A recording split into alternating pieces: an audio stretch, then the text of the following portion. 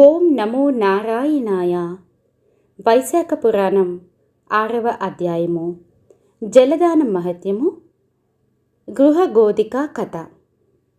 నారదుని మాటలు వినిన అంబరీష మహారాజు నారదునికి నమస్కరించి, మహర్షి, వైశాఖ మాస విశిష్టతను వివరించిన మీకు కృతజ్ఞుడను.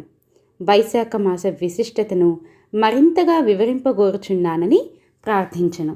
అప్పుడు నారద మహర్షి ఇట్లనెను: మహారాజా, వినుము.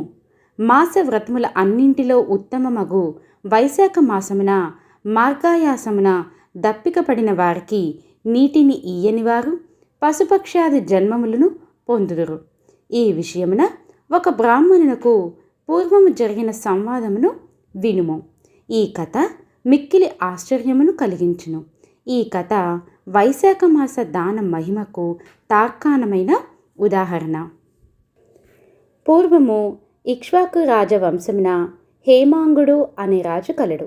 అతడు గోదానములో అనేకములు గావించెను.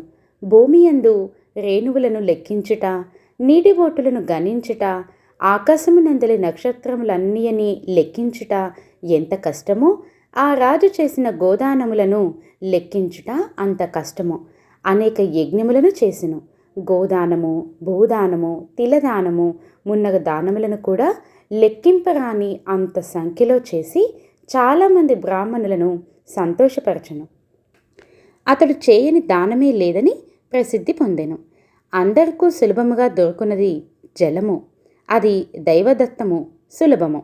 అట్టి జలమును దానమిచ్చుట ఏమని తలచి జలదానమును మాత్రం చేయలేదు.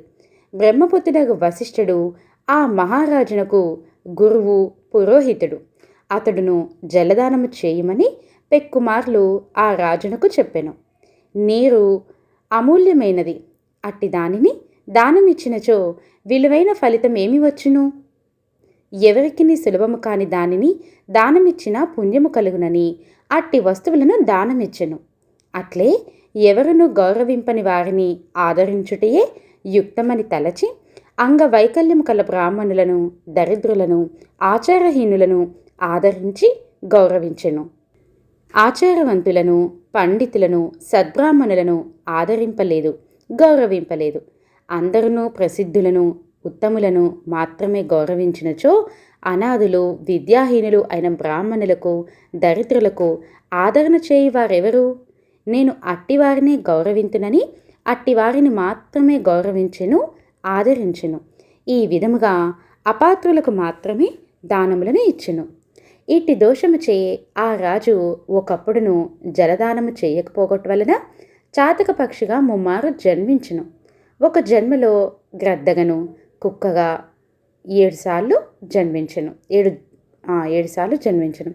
అటు పిమ్మట మిథిలా దేశమును పాలించు శృతకీర్తి మహారాజు గృహమున గోడపై నుండి బల్లిగా జన్మించెను. అచ్చట వ్రాలు కీటకములను భక్షించుచు బల్లి అయి హేమాంగద మహారాజు జీవనము గడుపుచుండెను. ఈ విధముగా 80 ఏళ్ళ సంవత్సరంలో కాలముండెను. మిథిలాదేశ రాజగృహమునకు శృతదేవ మహాముని ప్రయాణముచే అలసిపోయి మధ్యాహ్న కాలమున వచ్చెను. మహారాజు అగు శృతకీర్తి ఆ మునిని చూసి సంభ్రమముతో ఆ మునికి ఎదురువెళ్ళి సగౌరవముగా ఇంటిలోనికి తీసుకువచ్చెను. వానిని మధుపర్కము మున్నగ వానితో పూజించి వాని పాదములను కడిగి ఆ నీటిని తన తలపై జల్లుకొనెను.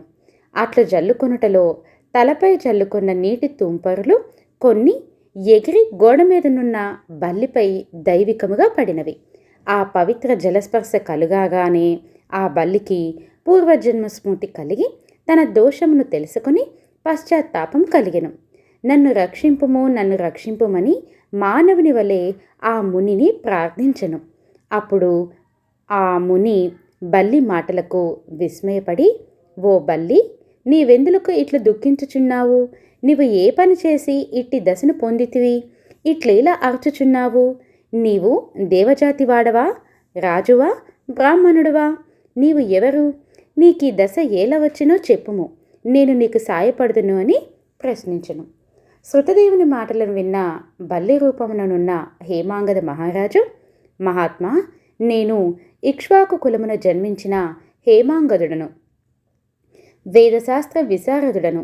భూమి అందలి రేణువులెన్ని ఉండునో, నీటి ఎందు జలబిందువులెన్ని ఉండునో, ఆకాశంలో ఎన్ని నక్షత్రములుండునో అన్ని గోవులను అసంఖ్యాకముగా దానమిచ్చి తిని, అన్ని యజ్ఞములు చేసి తిని, చెరువులు మున్నగు వానిని త్రవ్వించి తిని, సర్వ విధములగు దానములను చేసి తిని, చెరువులు మున్నగు వానిని త్రవ్వించి తిని, సర్వ విధములగు దానములను చేసి తిని, ధర్మముగా రాజ్యమును పాలించి తిని. నేనెన్ని సత్కర్మలు ఆచరించినను ముమ్మారు చాతక పక్షిగను, గ్రద్దగను, 7 మార్లు కుక్కగను, ప్రస్తుతము బల్లిగను జన్మించి తిని. ఈ మహారాజు నీ పాదములను కడిగిన పవిత్ర జలమును తనపై చల్లుకొనుచుండగా కొన్ని నీటి తుంపరలు నాపైబడి నాకు పూర్వజన్మ స్మరణము కలిగినది. నా పాప భారము తగ్గినట్లు అనిపించుచున్నది. కానీ నేనింకను 27 మార్లు బల్లిగా జన్మించవలసి ఉన్నట్లుగా నాకు తోచుచున్నది. నాకు ఈ విధమైన బల్లిగా జన్మ పరంపర ఎట్లు తొలుగునా అని భయము కలుగుచున్నది. నేను చేసిన పాపమేమియో నాకీ జన్మ ఏల కలిగినో ఎరుగజాలను. దయ ఉంచి నాకీ జన్మలు కలుగుటకు కారణము అయిన పాపమును, ఆ పాపము పోవు విధానమును చెప్పగోరుచున్నానని ప్రార్థించెను. శృతదేవ మహాముని హేమాంగదుని మాటలను తన దివ్య దృష్టితో పరిశీలించి ఇట్లనెను. రాజా, నీవు శ్రీ మహావిష్ణువునకు ప్రియమైన వైశాఖ మాసమున జలమును ఎవరికినీ దానమియ్యలేదు. జలము సర్వజన సులభము, దానిని దానమిచ్చుట ఏమి అని తలచితివి. ప్రయాణమున అలసిన వారికిని జలదానమైనను చేయలేదు. వైశాఖ మాస వ్రతమును కూడా పాటింపలేదు. హోమము చేయదలిచిన వారు మంత్రపూతమగు అగ్నియందే హోమము చేయవలయును. అట్లుగాక బూడిద మున్నగు వానియందు హోమము చేసిన ఫలం ఎట్లు కలుగును? అట్లే నీవును యోగ్యులగు వారికి దానమియ్యక అయోగ్యులగు వారికి దానములు ఇచ్చితివి. అపాత్రులకెన్ని దానములు ఇచ్చినను ప్రయోజనము లేదు కదా. వైశాఖ మాస వ్రతమును చేయలేదు, జలదానమును చేయలేదు. ఎంత ఏపుగా పెరిగినను, సుగంధాది గుణములు ఉన్నను ముండ్లకల వృక్షము ఎవరు ఆదరింతురు? అట్టి వృక్షము వలన ప్రయోజనమేమి? వృక్షములలో రావి చెట్టు ప్రశస్తమైనది, అందువలన అది పూజార్హమైనది. తులసియు మిక్కిలి పవిత్రమైనదే. ఇట్టి రావి చెట్టును, తులసిని వదిలి వాకుడు చెట్టును ఎవరైనా పూజింతురా? అట్టి పూజల వలన ఫలితముండునా? అనాథలు, అంగవైకల్యము కలవారు, దయచూపదగినవారు, వారిపై దయను చూపుట ధర్మము. కానీ వారు మాన్యులు, పూజ్యులు కారు. అట్టి వారిని పూజించుట ఫలదాయకము కాదు. వారిపై దయా జాలి చూపవచ్చును, కానీ గౌరవింపరాదు. తపము, జ్ఞానము, వేదశాస్త్ర పాండిత్యము, సజ్జనత్వము కలవారు శ్రీ మహావిష్ణు స్వరూపులు. అట్టి వారిని పూజింపవలయును. వీరిలో జ్ఞానవంతులు శ్రీ మహావిష్ణువునకు మిక్కిలి ఇష్టమైన వారు. అట్టి వారిని పూజించినచో తనను పూజించినట్లుగా భావించి శ్రీహరి వరములను ఇచ్చును. కావున జ్ఞానులైన వారు సర్వాధికులు, సర్వోన్నతులు అట్టివారిని గౌరవింపకపోవుట వారిని అనగా శ్రీ మహావిష్ణువును అవమానించుటయే అగును. ఈ విధముగా చేయుట ఇహలోకమున పరలోకమున దుఃఖమును కలిగించును. మానవుడు పురుషార్థములను సాధింపవలనన్నచో జ్ఞానుల సేవ, వారిని గౌరవించుట ముఖ్య కారణము. జ్ఞానులు కానివారు, అంధులు, ప్రజ్ఞాజ్ఞాన నేత్రములు లేనివారు అట్టి అంధులను ఎంతమందిని పూజించినను ఫలము ఉండునా? గుడ్డివానికేమి కనిపించును? అతడేమి చెప్పగలడు? కావున జ్ఞానహీనులైన వారి ఎంతమందిని ఎంత పూజించినను, వారిని సేవించినను అవి నిష్ఫలములు, నిష్ప్రయోజనములు. అంతేకాక కష్టములను, దుఃఖములను కలిగించును. పురుషార్థములగు ధర్మార్థ కామ మోక్షములు ఎట్లు సిద్ధించును? తీర్థములు కేవల జలములు కావు. దేవతలు శిలారూపులు కారు. చిరకాలము తీర్థస్నానము సేవ చేసినచో, శిలారూపమునున్న దైవమును చిరకాలము పూజించినచో వారి అనుగ్రహము కలుగును. కానీ జ్ఞానులగు సజ్జనులను దర్శించినంతనే వారు ప్రసన్నులగుదురు, ఇష్టఫల ప్రాప్తిని కలిగింతురు. కావున జ్ఞానులగు వారిని సేవించినచో వారి ఉపదేశములను పాటించినచో విషాదం ఉండదు. ఇష్టప్రాప్తిచే సంతోషము కలుగును. అమృతమును సేవించినచో జన్మ, మృత్యువు, ముసలితన్నము మున్నగు వానిని వలని బాధయుండదు. అమృతతత్వ సిద్ధి కలుగును. హేమాంగద మహారాజా, నీవు వైశాఖమాస వ్రతము ఆచరింపలేదు, జలదానము చేయలేదు, జ్ఞానలగు వారిని సేవింపలేదు, కావున నీకిటి దుర్గతి కలిగినది. నీకు ఈ వైశాఖమాస వ్రతము ఆచరించి నేను సంపాదించిన పుణ్యమును కొంత నీకిత్తును. దీనివలన దుర్దశ శాంతించుటకై భవిష్యత్ వర్తమాన కాలములలోని నీ పాపములను వాని ఫలములను పోగొట్టుకొని విజయము పొందగలవు అని పలికి శృతదేవ మహాముని నీటిని స్పృశించి బల్లి రూపమున ఉన్న హేమాంగద మహారాజునకు తాను చేసిన వైశాఖమాస వ్రతములోని కొన్ని దినముల పుణ్యము దారపోసెను. ఆ పుణ్య ఫలమును పొందినంతనే హేమాంగద మహారాజు బల్లి రూపమును విడిచి దివ్య రూపమును పొందెను. శృతకీర్తి మహారాజునకు దేవ మహామునికి నమస్కరించెను. వారి అనుజ్ఞతో శ్రీహరి పంపిన దివ్య విమానము ఎక్కి పుణ్యలోకములకు పోయెను. దేవతలందరూ హేమాంగదుని అదృష్టమును మెచ్చిరి.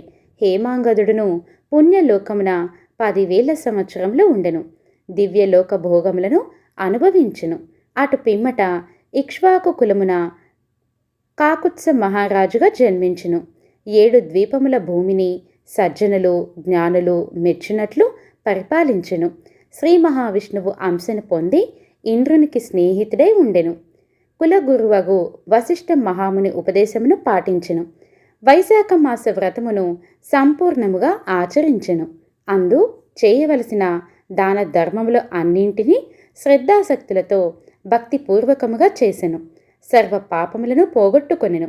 దివ్య జ్ఞానమును పొందెను. శ్రీ మహావిష్ణువు సాయుధ్యమును పొందెను.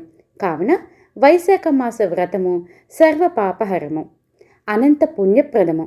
ప్రతి మానవుడును వైశాఖ మాస వ్రతమును వ్రతాంగములగు దాని ధర్మాదులను పాటించి శ్రీహరి అనుగ్రహమును పొందవలెను అని నారదుడు అంబరీషునకు వైశాఖ మాస వ్రత విశిష్టతను వివరించుచు గోధికా వృత్తాంతమును వివరించెను. ఇది వైశాఖ పురాణం 6వ అధ్యాయం సంపూర్ణం. పురాణాలు, సచ్చరిత్రలు, అవధూతల చరిత్రలు, పండుగ విశిష్టతలు, భక్తి పాటలు, భక్తి ప్రశ్నలు ఇలా అన్నింటి గురించి తెలుసుకోవాలంటే యూట్యూబ్లో అందరూ వినగలరు, సబ్స్క్రైబ్ చేయగలరు. ఓం నమో నారాయణాయ. స్వస్తి.